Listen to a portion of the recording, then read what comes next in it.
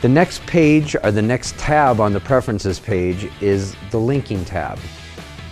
These items that are checked between input channels, aux returns, aux sends, matrices, and masters are just default what happens when you go to them and click that gray link button. If you have certain preferences that you want to happen, anytime you hit that gray link button, you could go in and change these to accommodate. If you change them, make sure you hit this button down at the bottom that says Change Existing. That will store to the console's globals and won't be reset until you clear the console back out from the first page. Every time you turn it on after you change Existing, these global preferences will stick. If you have any linking preferences that are only via the two channels that you linked, you can always go to the channel level and go to the Link Options button and change it accordingly to those two channels that you link together. The last page and the last tab on the Preferences page, probably the most overlooked. This is delay compensation.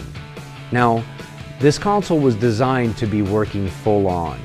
So at its fastest is where it is when you take it out of the box. Now, to compensate for any latency that happens between here and in-ear monitoring or record and playback, we give you 4 options or presets for how your desk is going to operate. Front of house mix mode, 18 to 16 milliseconds of latency inside the system. Front of house mixed low latency mode, under 9 milliseconds. Monitor mix mode, about 12 to 10 milliseconds. And monitor mix low latency, usually 7 to 5 milliseconds.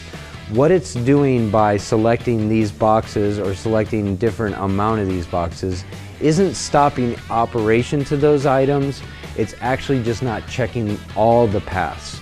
So if I'm only using one insert on the desk on one input channel, I could untick that box and gain back time from the machine so it doesn't sit there and check every insert that I'm not using when I'm only using one across the console. So you have the ability to adjust some of the latent parameters on the desk if you're dealing with in-ear monitoring, wedge monitoring, or front of house mixing. That was the Preferences page and all the tabs on the MIDAS Pro 2. Very functional. Everything on here is able to be set how the user wants to use the console. And remember, it saves to your show files, so moving from Pro Series desk to another Pro Series desk, take all those preferences with you. Thank you guys for checking out the training videos for MIDAS Pro Series consoles. I'm Kyle. Thank you for watching Music Group TV.